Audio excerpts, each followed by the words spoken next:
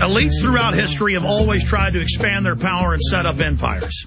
In the last 100 years, through the media, they've taught you that that doesn't exist, that there aren't powerful combines of men who want more power. Even though the UN, the IMF, the World Bank have all written literally thousands of white papers describing their entire program. I read those white papers, so I know their plan. Here's the deal. We already have a global government, but it's unelected, it's unaccountable, it wants nations to come to United Nations meetings and waive their rights and sign legally binding treaties with the IMF and World Bank to let the IMF and World Bank tax literally hundreds and hundreds of different facets of our lives. And that was in the final draft treaty to set up carbon taxes, to set up home inspections, to set up energy taxes, to set up taxes on all travel, on air traffic, to have a global UN-controlled system that carries this out.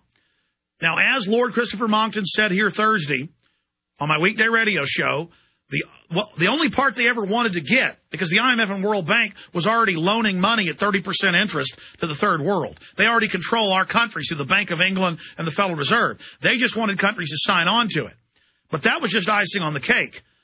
The heart of what they wanted was to get the industrialized nations, China, the U.S., England, France, Germany, and others, and those are the groups that did sign on, to agree that a unelected board, and when I read the final treaty Friday that they agreed on, it was right there, I have the treaty right here in my stack, that they would be able to just arbitrarily set up the taxing system. And so the countries did agree that this private unelected group at the IMF and World Bank that they will now set up, it's a blank check. It just says, do whatever you want, that they can now establish this. What came out today in the London Guardian, London Telegraph, Associated Press, I'll show you a document cam shot of this for PrisonPlanet.tv viewers. For radio listeners, just Google Copenhagen Climate Summit plan for EU to police countries' emissions.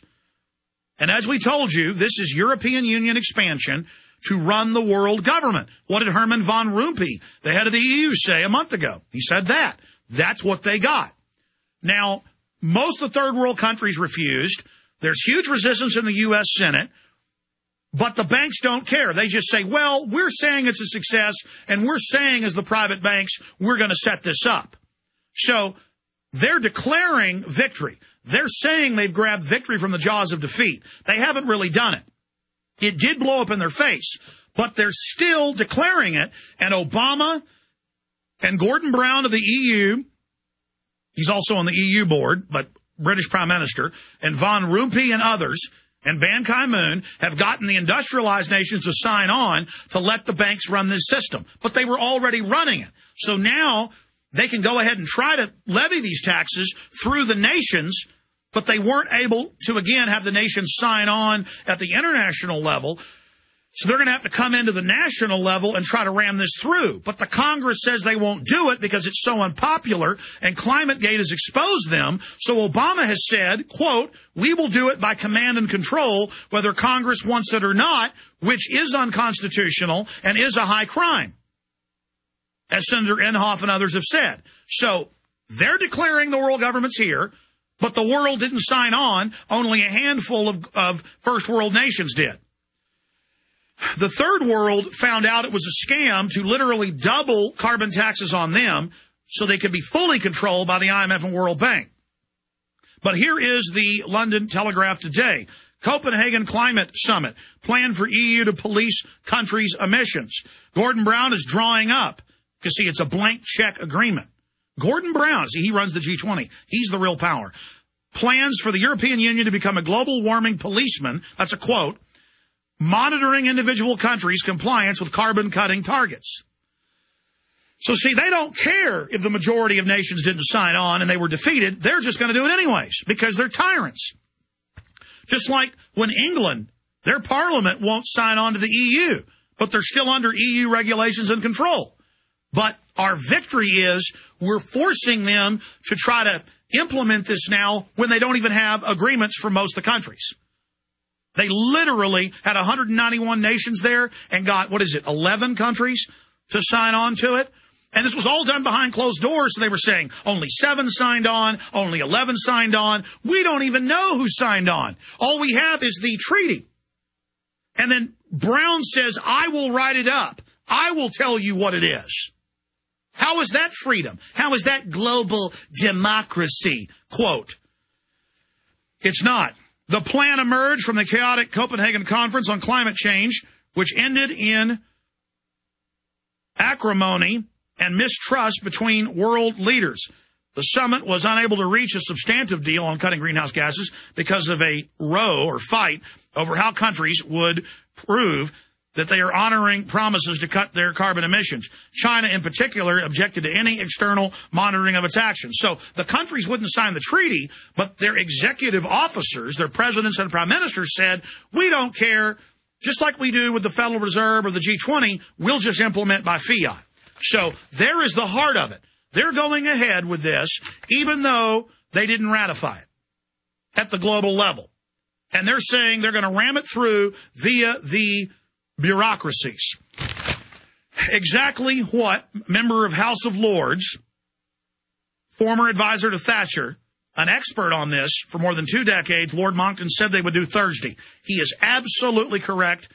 And the hour-long interview with him in video is posted at Infowars.com and PrisonPlanet.com from Thursday.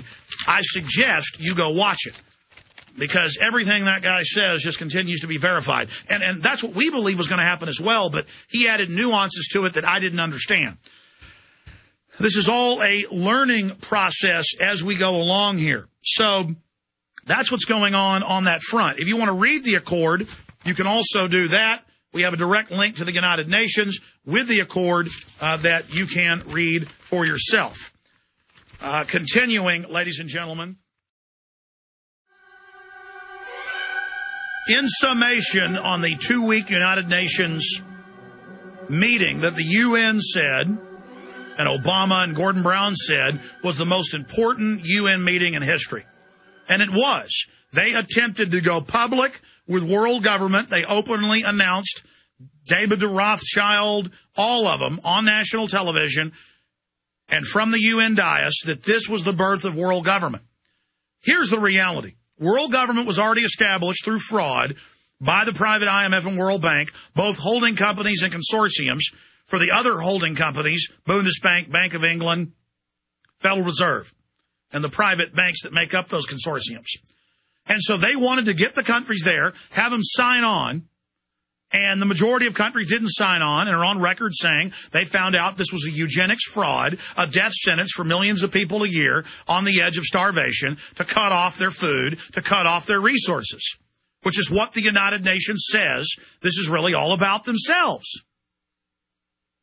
But it's been a great learning experience for everyone, because even though they couldn't pass it, Gordon Brown now says, oh, well, the agreement says that the industrialized countries are writing up agreements with the private banks to go ahead and levy taxes in our countries, the countries we can get to do it, piecemeal, and to start expanding the funding of this new private global government.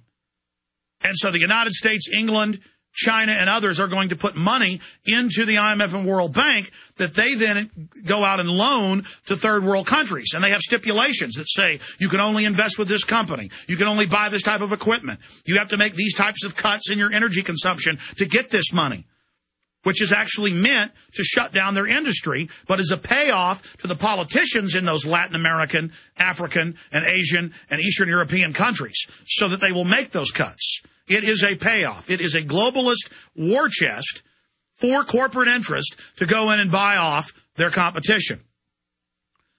And again, I suggest everyone go to Infowars.com and PrisonPlanet.com in your spare time or when the show's over and watch that 10-minute, 45-second video I filed Friday that Aaron Dykes did a great job adding documents and news clips to everything I said so you can see it for yourself while I talk about it. And video clips of the world leaders saying exactly what I said they said. So you don't have to believe a word I say. It's all documented in that video.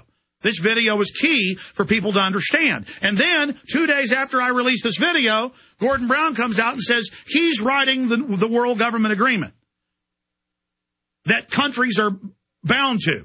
They write the agreement after the meeting because the countries signed on, the few that did, those are the countries fully controlled by the private banks. All the legislation is like this now, either national, local, or international. Almost all the new anti-gun bills in Congress state that the Attorney General can ban any guns he wants. Doesn't mean they pass the bill. That's in the bill, though. Or the Attorney General can put you on a no-gun buy list, just like they can put you secretly on a no-fly list with no evidence, and you can't find out why you're on the list, and you can never face your accuser. Or the banker bailout bill of October 3rd, 2000 said unlimited trillions can be taken by the private Federal Reserve and given to themselves, and where the money goes is secret. These are blank check agreements.